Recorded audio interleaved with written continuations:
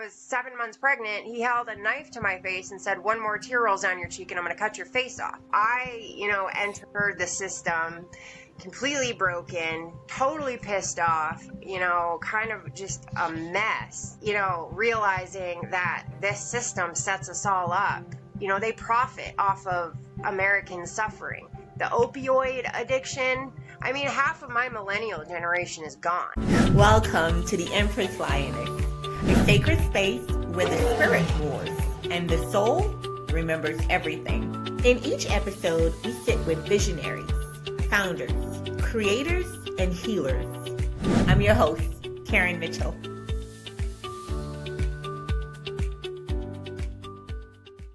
Welcome back to the Empress Lioness Podcast, the sacred space where stories alchemize into power and truth takes the mic.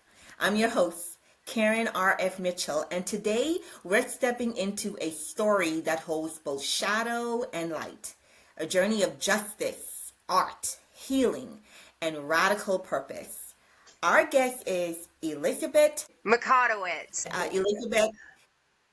Elizabeth is a woman who rose from the ashes of a broken system and reclaimed her voice with a vengeance. She's an artist, a fashion designer, a survivor of abuse and incarceration, and the founder of her brand, EMP Clothing, a conscious fashion line that speaks truth, creates opportunities for justice-impacted women. But Elizabeth didn't just wake up one day in her power. Her road here was forged through silence, through prison walls, through trauma, and through a decision to live louder than the pain. Elizabeth, welcome to the Empress Lioness. Thank you for having me. It's good to be here. Great. So Elizabeth, first of all, I want to start by going back to the version of you that entered that prison system. Who was she? Well, she was a broken down, battered woman who had been assaulted and almost murdered more than once and got sucked into addiction because one of the injuries was so bad that my skull was showing when I was pregnant, and the doctors gave me opioids. And at first I tried to refuse because I was pregnant, and they told me that if I did that, it would result in a call to Child Protective Services. So I was very young. I was like 20 years old, didn't know how to advocate for myself and, stand up for myself. So I did it and became addicted, and the abuse got worse. It turned sexual, violent. He choked me to the point, like my windpipe collapsed in on itself, and I would have these fits months afterwards of my throat just closing in on itself. And I went to a battered women's shelter in Bangor, Maine called Spruce Run, and first they called me a liar because they said I wasn't crying. And first of all, I'm neurodivergent, so I don't have emotions the same way as everyone else does. And I was just kind of like stone cold, shell shocked. Oh, wow. And yeah, they turned me away for that. And what is it called? Neurodivergent, like autism, ADHD, and that whole spectrum of thing. So I was traumatized. When I was 7 months pregnant, he held a knife to my face and said, "One more tear rolls down your cheek and I'm going to cut your face off." So after that, crying was kind of out of the question for me. And, they used that against me. So finally I got the police records and I was like, talk to this cop who brought me to the emergency room since you don't believe me. Then they did a 180 and said that my situation was too severe and it put the other women in the shelter in danger. So drug dealers protected me, and I spiraled. I, became a villain, in my own life. And, I was kind of like, oh, okay, I'll show you the worst of the worst type of thing. And I didn't handle it properly. I didn't have help. I had this horrible injury that now affected my life. I was getting seizures. I couldn't safely take care of my kids anymore because I was waking up on the ground with, toddlers running around, not knowing how long I was out for because his head injury was so bad. Yeah. And then I ended up meeting worse sociopaths on the streets. that were involved in, organized crime, and it's like I escalated, to the A lot of danger. women get caught up in that. Yeah, it's a slippery slope, and once you get on it, it's hard to get your bearings back. So I, entered the system completely broken, totally pissed off, kind of just a mess. Realizing that this system sets us all up. They profit off of American suffering. The opioid addiction, I mean, half of my millennial generation is gone. And I was angry because I threatened by doctors. And that was the thing. Like, I had such a hard time getting over, like, you threatened me. Like, Honestly, I almost feel like this is what podcasts should really be about. right, Just talking, just like two human beings, two women just talking. And absolutely. honest, honestly, I think everybody gets so caught up in the formalities of doing all this stuff. Like, Right. you don't ever get the real person. I got this whole list of questions to ask you and stuff, and when your phone wasn't working and we're still talking on here, and I'm like, I was getting comfortable. I was like, oh Right. my God, she's so cool. You're kind of like me. You remind me of me. And I say that because a lot of women in our different races, they always feel like, most of them, a lot of them, feel like you can't have a genuine conversation with another person outside your race without them trying to think that you're fake or you're phony or, oh, she's Right. just Or be saying that. worried about offending up. Right. Yeah.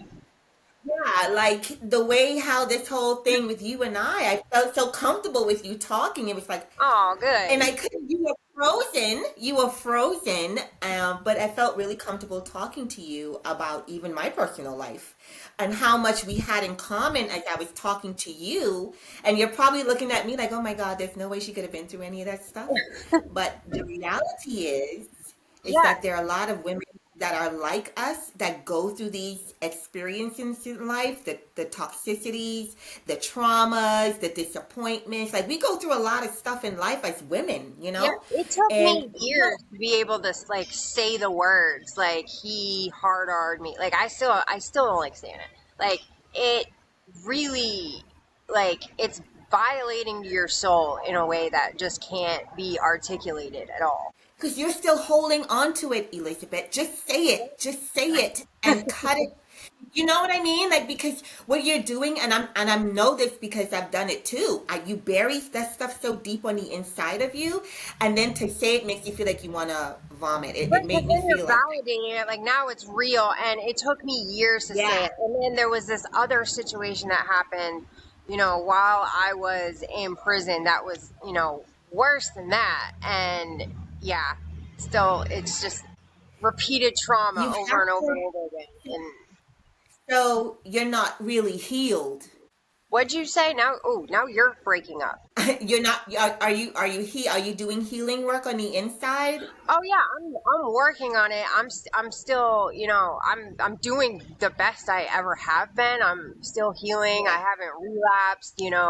I'm doing good, but it's like little by little, and then some days you wake up and you just feel crazy from it. Like I'll still wake Yeah. up screaming sometimes. It's rare, but Yeah. it still happens. Like the trauma, it and it comes out in ways you don't expect it to. Like, I used to Yes. get super irritated when other people would start crying because in my subconscious, I told you about that. Like, when I was 7 months pregnant, he held a knife to my face, going, "If one more tear rolls down your cheek, I'm going to cut your face off." Well, that would come out in like irritation. Like, Yeah. I know in my conscious mind I'm not in danger from somebody else crying, Right. but my subconscious is screaming, "You're gonna get your face cut off." So it like manifests into irritation and just not really I, having empathy for that person, being annoyed that they're crying. Like, Elizabeth, dude, that's what you're crying. listen, you have control over all of that, though. That's what I want you to understand. See, it's one thing you're doing so many great things. You have a clothing line. You've written a book. Like you're going out and doing so advocating for women that so that they know your story. But at the same time, you have to heal from all of that. Right, I had to right. heal. And It's a it is a journey, it is a process, and it's ongoing. But if you Mhm. start that work, you'll be able to say it. Because I want you Right. to say it. I want you to say it and get power over it. Get Right. power over it. You didn't put yourself in that situation. Forgive yourself. It's not your fault. It is not your fault. No one ever told me that. You were Right. 20, I was 17. It is Right. not your fault. Thank you. Say it and It's take not your my fault. power. It's not my fault. Take your power back. Because if you can't say that word and you don't take your power back, they win. They win. He's damaged you Right. for life. And even though you're just burying it under, a pillar of sand, you got to blow that sand away, look at it, say it for what it is, and mean it, and let it go. Let it Yeah. go so you can completely heal. Heal for you first, but also for your babies. How old are they? Yeah. My son is about to be 18 and my daughter is 19. They're And both don't doing you want to so stop good. the generational curse? What'd you say? Don't you want to stop the generational curse? Yes, I do. And it was like two generations of women, well, no, several generations of women getting abused, but two generations of women having to give their kids up for adoption. Like, I didn't meet my biological mother till I was 18. And I ended Oh, up wow. having to let my dad adopt my kids when I went to prison. And it was Right. just, it was a nightmare.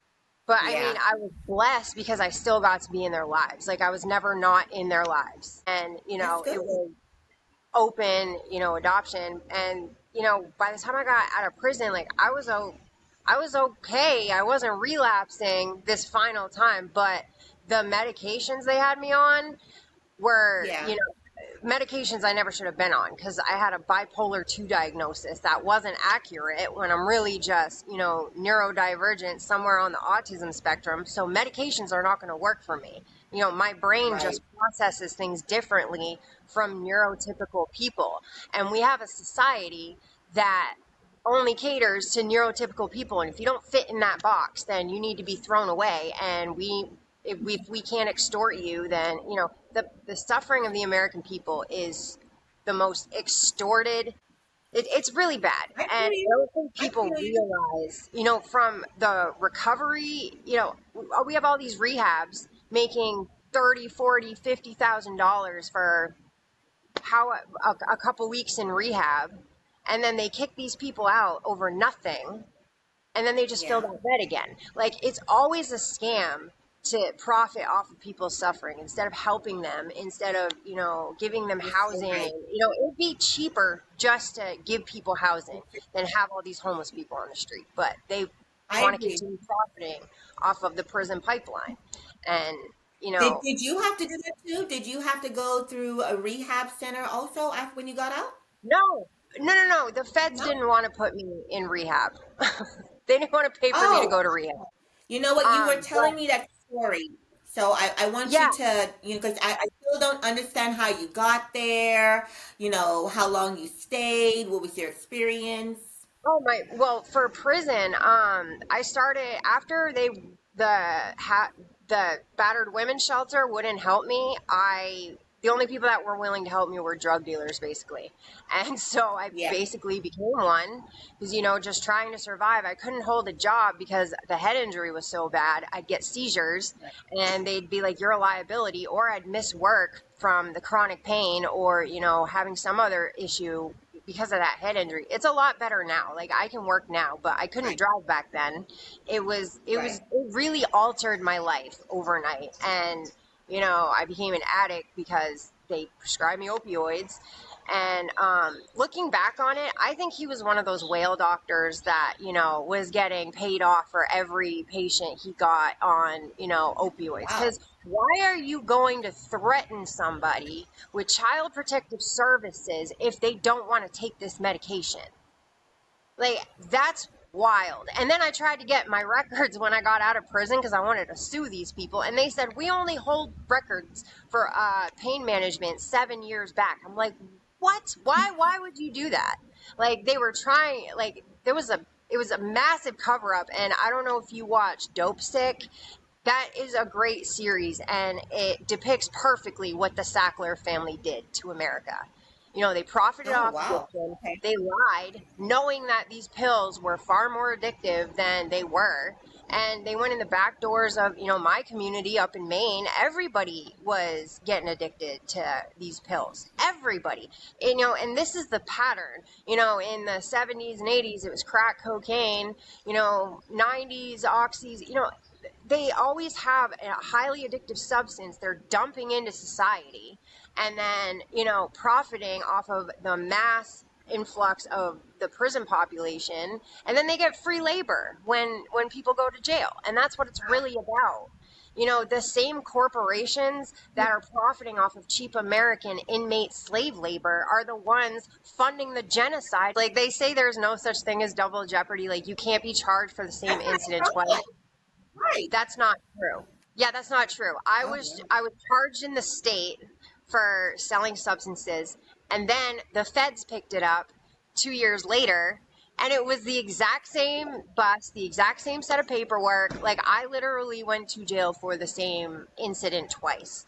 So they have Wow. loopholes where they can screw you bad.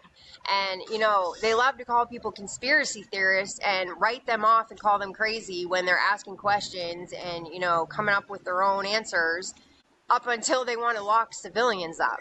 You know, that was my federal charge, conspiracy to Oh, wow. distribute and possess. Yeah.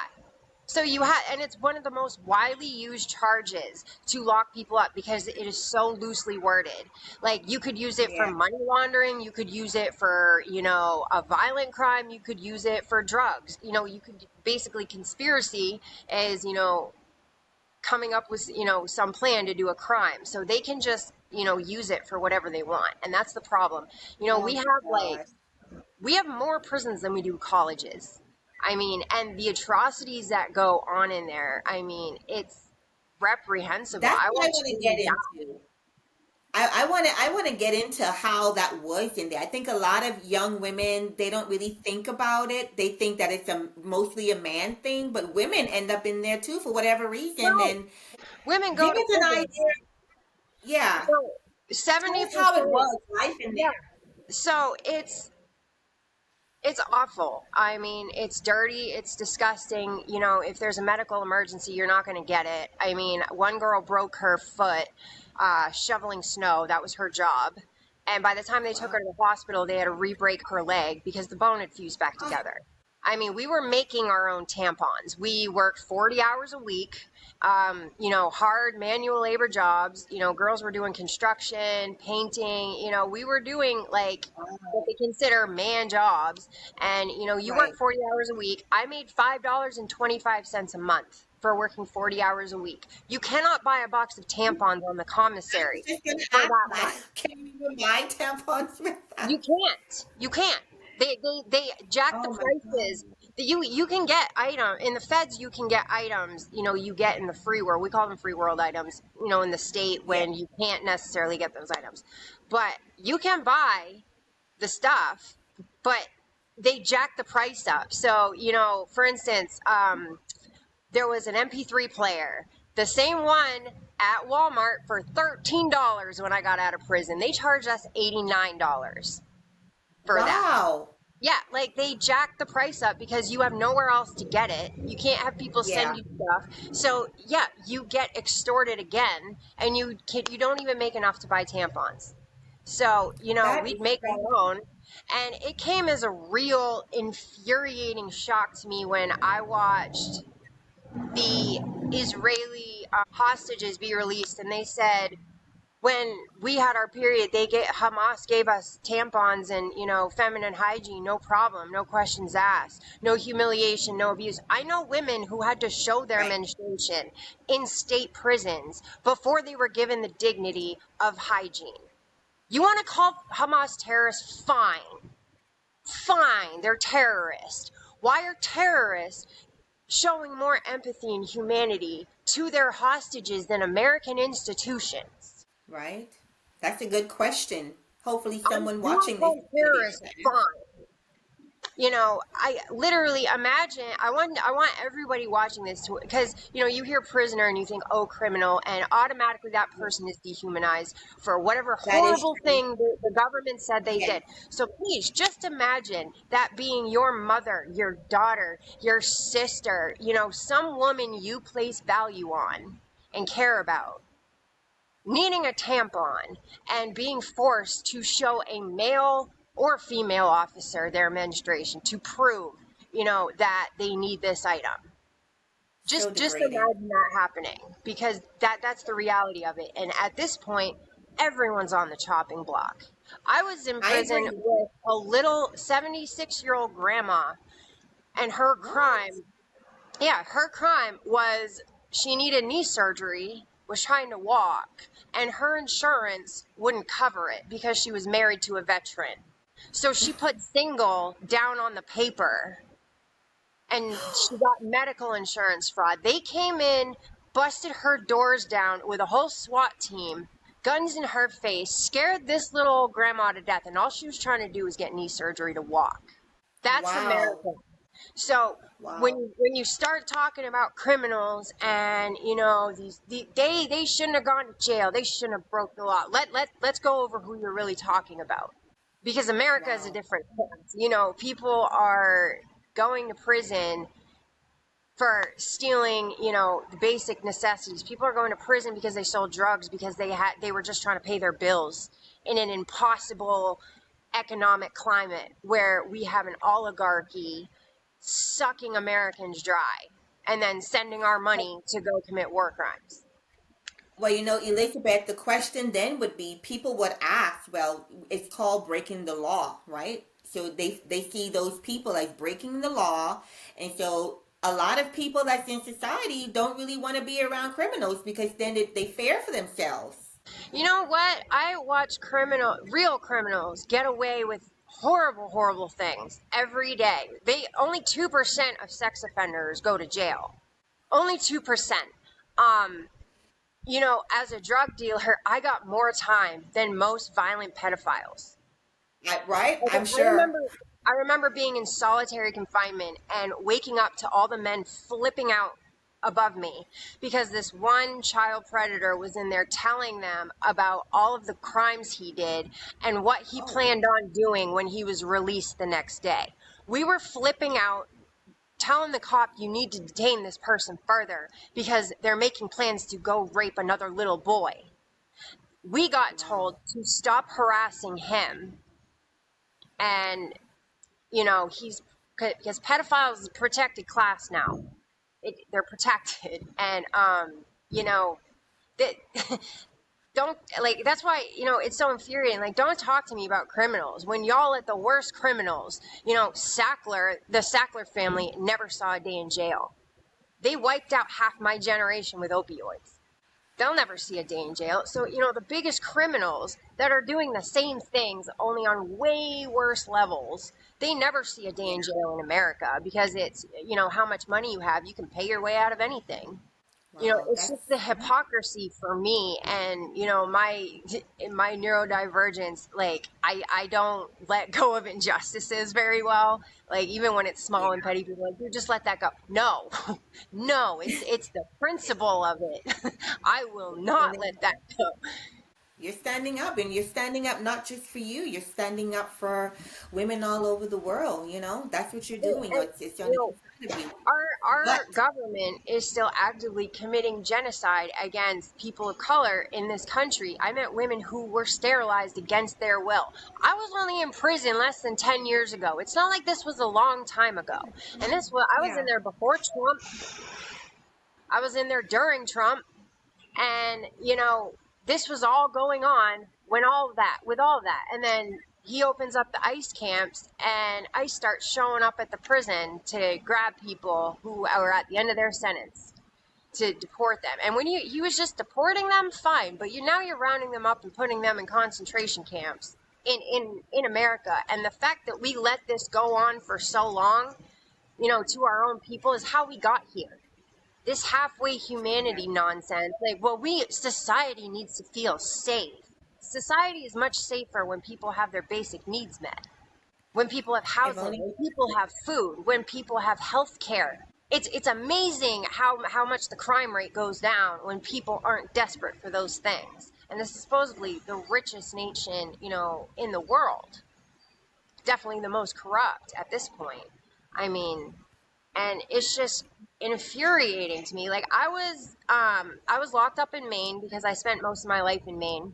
I was in there with one of Paul LePage's call girls. He was the Wow. former governor of Maine, Republican, and when he was in office, I couldn't get health care. When Janet Mills took over, finally, when I got out of prison for the final time, because when I got out, I was on probation. They told me the only way I could get health care was if I got pregnant. I'm like, I'm trying to be okay enough to get back to my other two kids. And I was just trying to get my medications paid for, which were $1,300. The prisons had me on all these different meds that I was now chemically addicted to or physically addicted to because I'd been on them for a couple of years. And I had no way to pay for this. And this is how they set people up to go back to prison.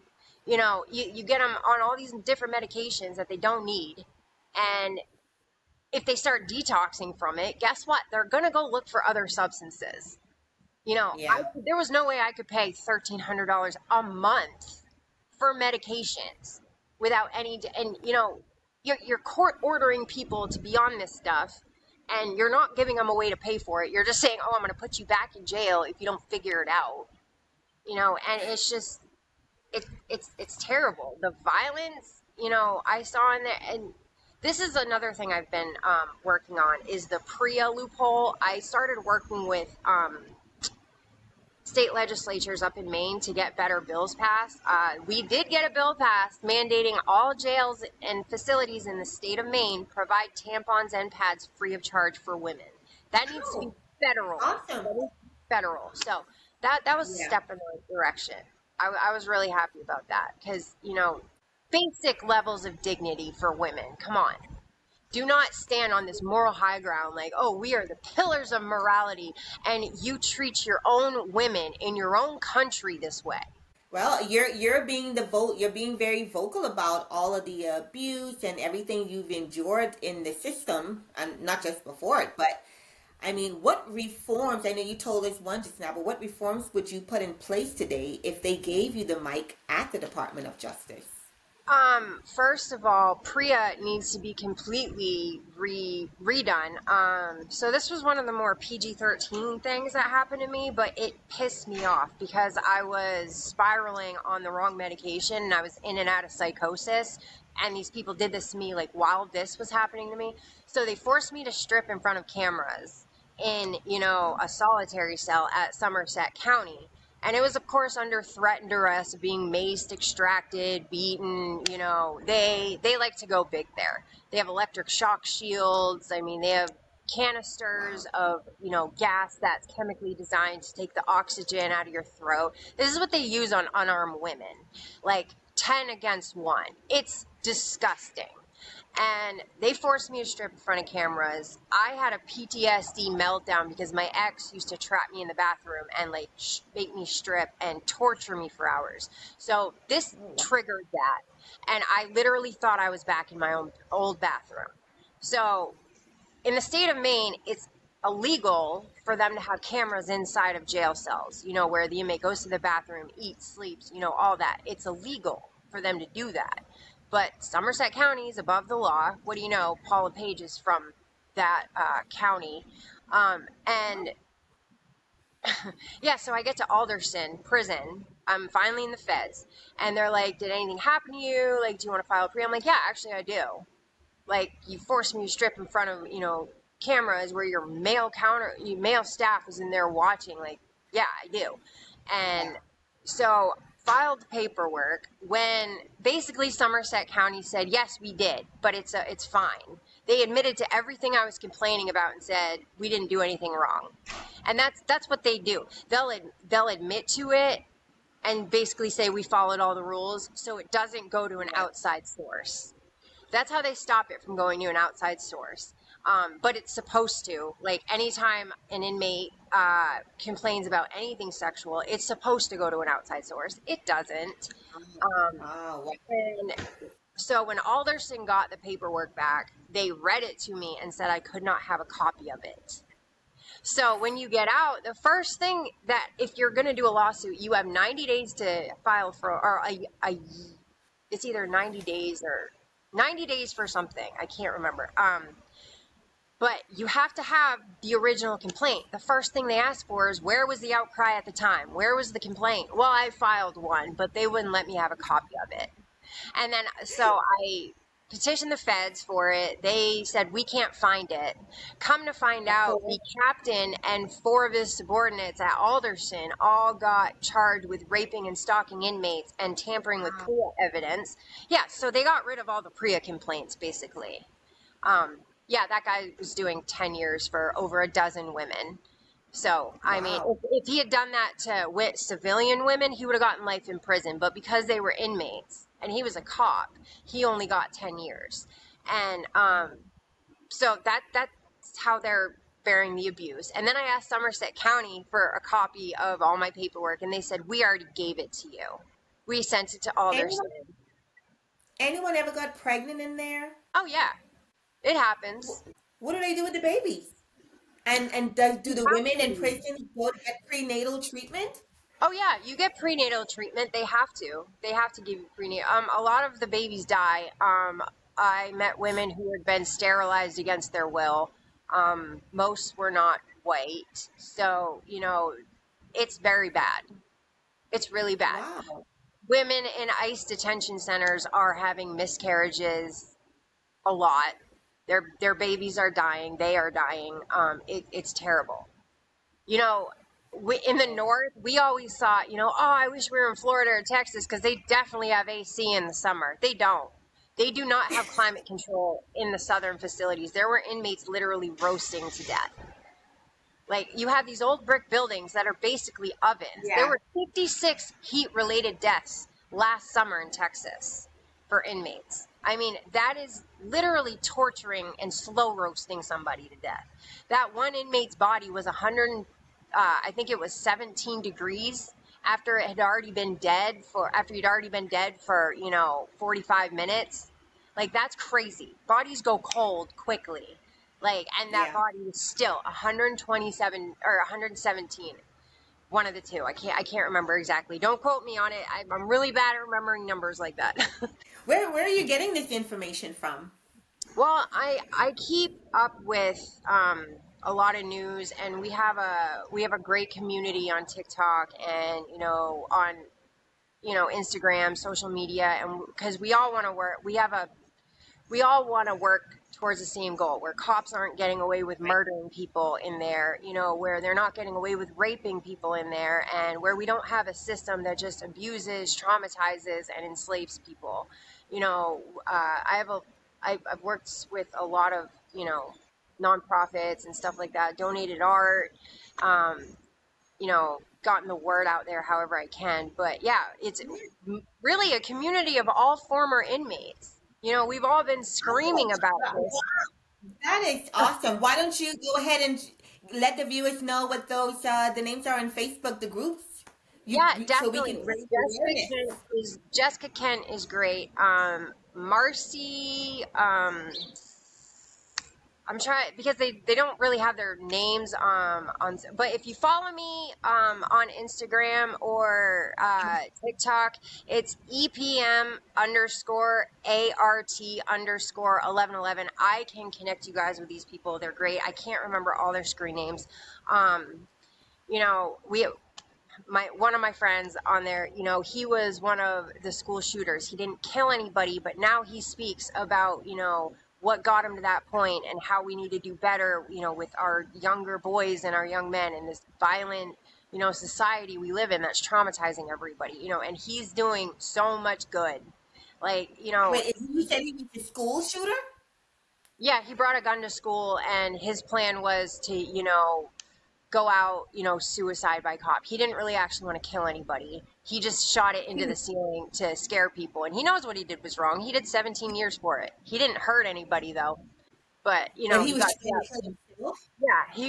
He was trying to kill himself basically. And he's acknowledged the harm that he's Yeah. done. Like he's But a got, lot of other people's kids' lives in danger, yeah, you know what I mean? yeah. He's But like, but I I just don't want, I can't even blame him. I blame that there's not enough mental health awareness right, information out there. There's not a lot of facilities that help people with it, and it goes right back to what you're saying, right? right. And There's I spent 20 years playing Russian roulette with their medications. Come to find out, I'm neurodivergent. If I eat stuff with food dyes in it, it makes me manic and I won't sleep for 3 days. So if I just cut wow. those things out, and if I don't have enough vitamin D, I'll crash out like really bad depressive, and I sleep too much, and it's about finding, what we have a society that's poisoning us. All of the food is chemicals and all this toxic stuff. All it Yeah. took for me was, switching to fruits and vegetables and, good stuff, not filled with chemicals, not filled with dyes, not filled with preservatives. And now that's really hard for me to eat properly in the way that I need to because food is so expensive. And so, that's been really hard, as it's been for Have you everybody.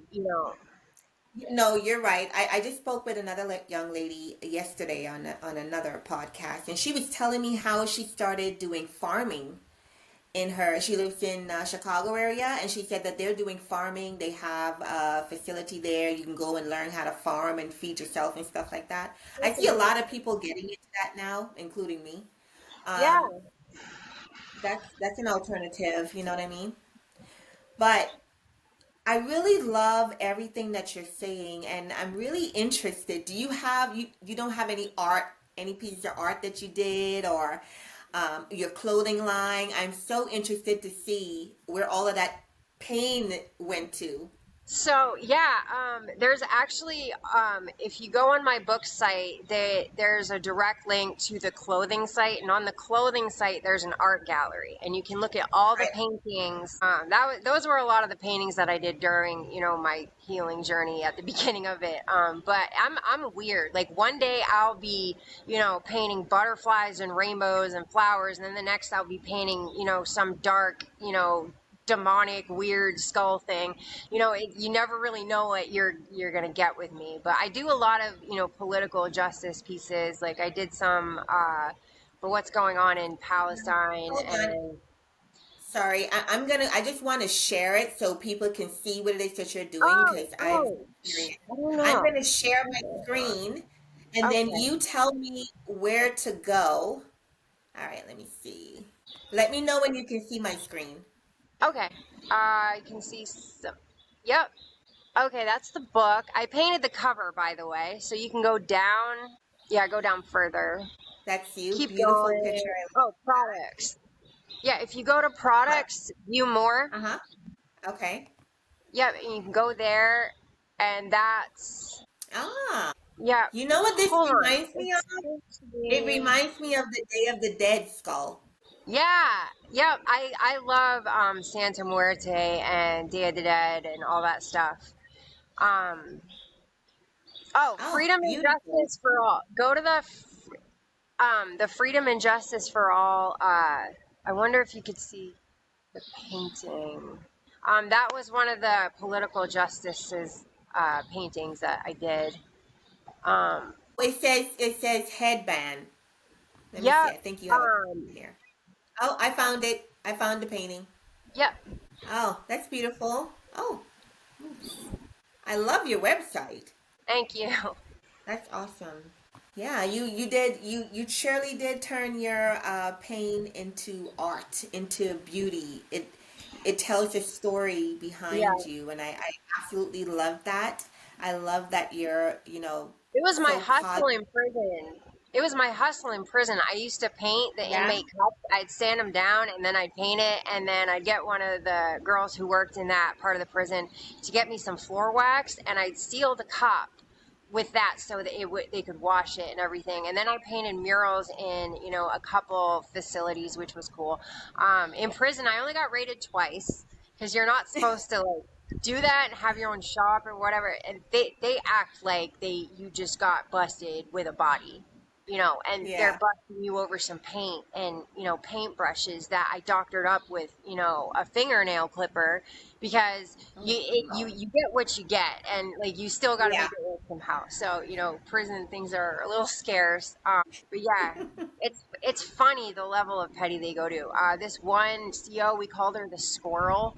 Like, she just took her job too seriously. Like, we're at a camp, dude. We don't even have fences. We're low income or low Yeah. security, Low whatever. security. And, you can't even bring a gun here. Like, you can't shoot us if we leave because we're nonviolent. Like, just chill out. Like, we're grown.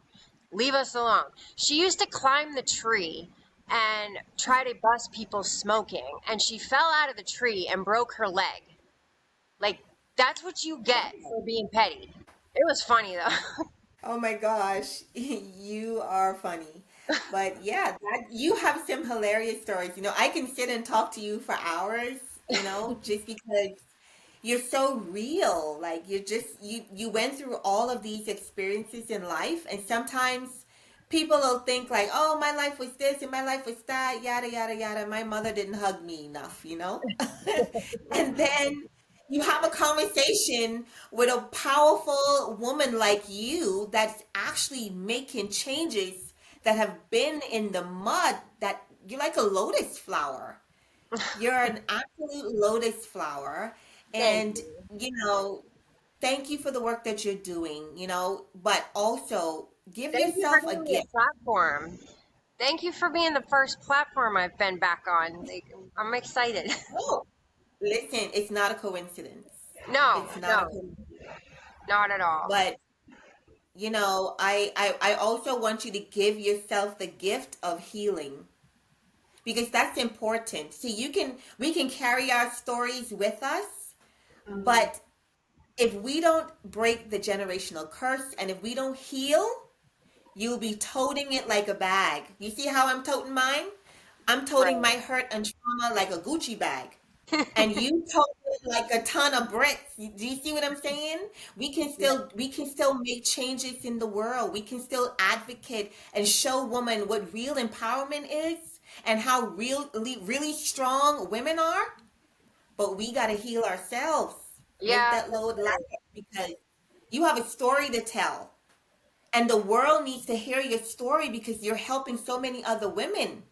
Like, that's powerful. You hold power in your mouth, but you're still a a woman. That's why you're so passionate about it. Maybe that's why you have the drive, but you got to heal yourself too. Yeah, I know. But it has been extremely beautiful to converse with you today. It really Thank has. you. You're my third guest, but this whole thing just went off charts today. And I'm normally really good at control, and then something just is like, let her talk, let her talk, and so I let you. And I just forgot this, going through my bullet points, and I'm just like, Oh you have a yeah. powerful, you have power on the inside of you.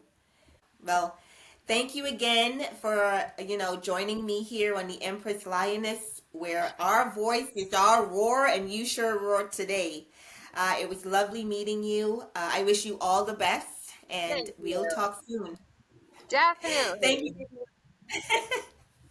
And oh, I'm sorry. I know we were talking so much. Did I give you an opportunity to let listeners know how they can locate you? Let's do it Yeah. again. My website, elizabethmcotowitz.com. You can also find me on Instagram. It's EPM underscore art underscore 1111. And it's the same on TikTok. I'm open to doing projects. If you need art, I can just direct you to my clothing brand. Yeah, whatever y'all need. If you want more information about prisons or anything like that, I'll keep you updated on my book. I'm pushing for it to be out before Christmas. So You are incredible. Thank you so much for joining us thank you. again on the next time. Thank you. Thank Bye, you. Elizabeth. Bye.